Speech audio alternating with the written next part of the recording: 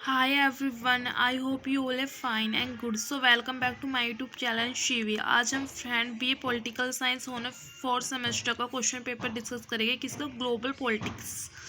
उसमें एक सब्जेक्ट है फोर्थ सेमेस्टर में। ठीक है फ्रेंड, ये 75 मार्क्स का क्वेश्चन पेपर है और हम स्टार्ट करते हैं अपनी वीडियो देर न करते हुए।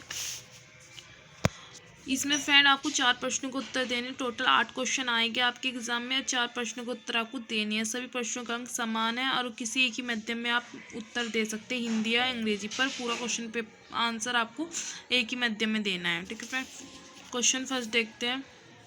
ये 2022 का क्वेश्चन पेपर है फ्रेंड, ये भी बता दूँ मैं। क्वेश्चन 1, वैश्वीकरण क्या है? वैश्वीकरण के वैकल्पिक परिदृश्यों की विवेचना कीजिए। ये आपसे पूछ रहा है वैश्वीकरण क्या है।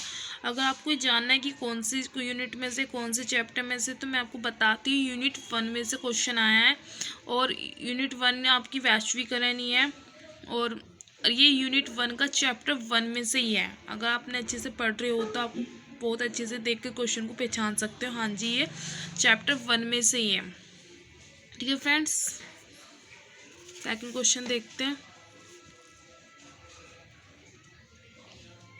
क्वेश्चन नंबर 2, राजनीतिक संप्रभुता को वैश्वीकरण ने कैसे प्रभावित किया? मतलब कि आपको बताना है कि राजनीतिक संप्रभुता को वैश्वीकरण ने कैसे इफेक्ट किया और क्या आप इस विचार से सहमत हैं। आपको ये बताना क्या आप इससे एग्री है कि वैश्वीकरण के युग में राष्ट्रीय राज्य की संकल्पना का पतन हुआ।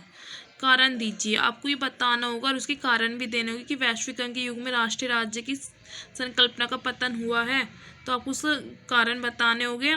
ठीक है, रीजन बताने होंगे फ्रेंड। और आपको जाने कौन से कोई यूनिट में से फ्रेंड, ये यूनिट 1 में से यही क्वेश्चन और यूनिट 1 का चैप्टर 2 में से है। आपके सभी चैप्टर में से क्वेश्चन आ ही रहे हैं फिलहाल, मैं आपको बताऊं तो ये चैप्टर 2 में से क्वेश्चन है। ठीक है, थर्ड क्वेश्चन।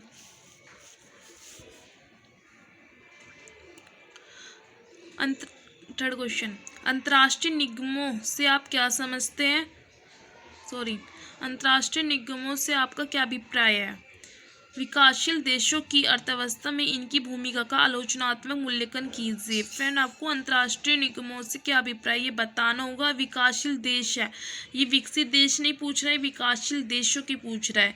आपको क्वेश्चन को अच्छे से समझना होगा और उसी तरह से लिखना होगा। विकासशील और विकसित देश में बहुत अंतर है फ्रेंड, उसी हिसाब से आपको लिखना होगा। ठीक है, उनकी अर्थव्यवस्था में इनकी भूमिका का आलोचनात्मक मूल्यांकन कीजिए। आपको मूल्यांकन करना है, मतलब आलोचना भी आलोचनात्मक मूल्यांकन करना है। ठीक है फ्रेंड, और ये क्वेश्चन जो आया है ना, ये क्वेश्चन आपका ना यूनिट 1 में से ही है। यूनिट 1 का अगर मैं आपको बताऊं, यूनिट 1 का चैप्टर 3 में से है ये क्वेश्चन। अगर आप अच्छे से पढ़ो तो बता सकती हूँ मैं कि अंतर्राष्ट्रीय निगम वाला जो चैप्टर है ये इसमें से ही है। अगर ये इसमें से नहीं तो फ्रेंड मुझे माफ़ करना, बट मुझे तो यही लग रहा है। तो इस पर मैं थोड़ी सा वो हूँ, मुझे अच्छे से इस पर ये नहीं पता कि इसमें से, शायद इसमें से ही है, चैप्टर 3 में से ही है। ठीक है फ्रेंड, श्योर नहीं हूँ मैं, बट इसी में से है। ठीक है फ्रेंड, जहाँ तक मुझे लगता है। अब किसी और में से तो फ्रेंड प्लीज़ इसे देख लेना अपने हिसाब से। क्वेश्चन 4 देखते हैं। वैश्विक सामाजिक आंदोलन से क्या तात्पर्य है? इन्होंने समकालीन वैश्विक राजनीति को कैसे प्रभावित किया, कैसे इफेक्ट किया? देखो फ्रेंड, ये बताना है कि सामाजिक आंदोलन, वैश्विक सामाजिक आंदोलन से तात्पर्य बताना है आपको पहले, और फिर इन्होंने समकालीन वैश्विक राजनीति को कैसे इफेक्ट किया वो बताना है। ये तो फ्रेंड आपका जो क्वेश्चन है, ये आपका क्वेश्चन 4 है ना, जो ये इसमें से है यूनिट 1 में से चैप्टर 5।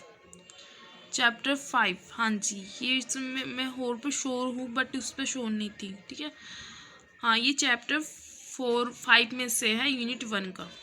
ठीक है, क्वेश्चन 5, वैश्विक सामान्य विरासत के विशेष स्तंभ में वैश्विक राजनीति में प्रमुख परिस्थितिकी मुद्दों की चर्चा कीजिए। ये जो 5 क्वेश्चन है, ये क्वेश्चन 5 जो है फ्रेंड, ये यूनिट 2 में से है। किस में से? यूनिट 2 में से, यूनिट 2 का चैप्टर 1, यूनिट 2 का चैप्टर 1 में से। हाँ जी, 6 क्वेश्चन देखते हैं। परमाणु प्रसार क्या है? 1967 से परमाणु अप्रसार उपायों का संक्षिप्त मूल्यांकन कीजिए। इसमें बताना है कि परमाणु प्रसार क्या है और 1967 से परमाणु अप्रसार उपायों का संक्षिप्त मूल्यांकन बताना है। ठीक है फ्रेंड, और ये जो क्वेश्चन है, ये क्वेश्चन आपका 6 क्वेश्चन यूनिट 2 में से ही है। यूनिट 2 का चैप्टर नंबर 2 जो परमाणु हथियारों का प्रसार वाला चैप्टर है उसमें से है। ठीक है फ्रेंड,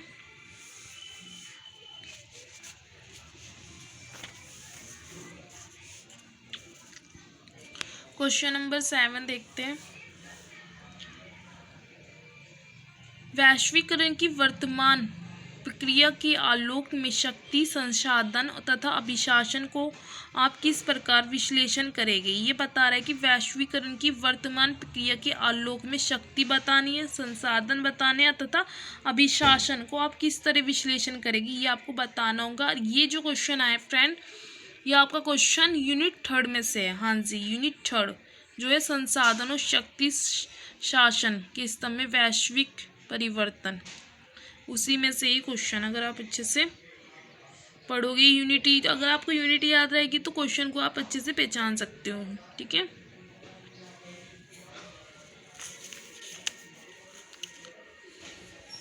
क्वेश्चन नंबर 8, निम्नलिखित में से किन्हीं 2 पर संक्षिप्त टिप्पणी लिखी है। किन्हीं 2 पर आपको टिप्पणी लिखनी है जिसमें 4 ऑप्शन है। ठीक है, ए देखते हैं, गैर राज्य अभिकर्ता या वैश्वीकरण।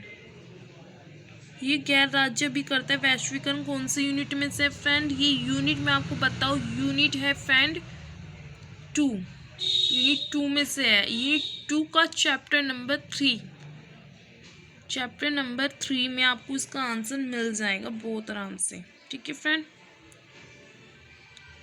बी देखते हैं, जलवायु परिवर्तन। कि जलवायु परिवर्तन वाला भी यूनिट 2 में से ही है फ्रेंड, और यूनिट 2 का चैप्टर नंबर 1 में से है ये।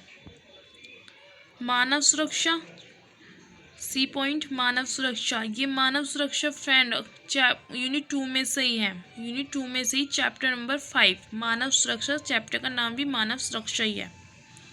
ठीक है, डी पॉइंट, विश्व बैंक। विश्व बैंक जो है डी पॉइंट, ये भी आपको पता ही होगा। ये भी फ्रेंड ये यूनिट 1 में से, हाँ यूनिट 1 में से है विश्व बैंक, उसमें आपको मिल जाएगा। ठीक है फ्रेंड, और अगर आपको मेरी वीडियो अच्छी लगी है तो फ्रेंड चैनल को सब्सक्राइब करना, लाइक करना और ज़्यादा से ज़्यादा मेरी वीडियो को शेयर करना। मेरी किसी भी तरह से आपको हेल्प चाहिए तो प्लीज़ कमेंट्स बॉक्स में ज़रूर बताना। Thank you friends.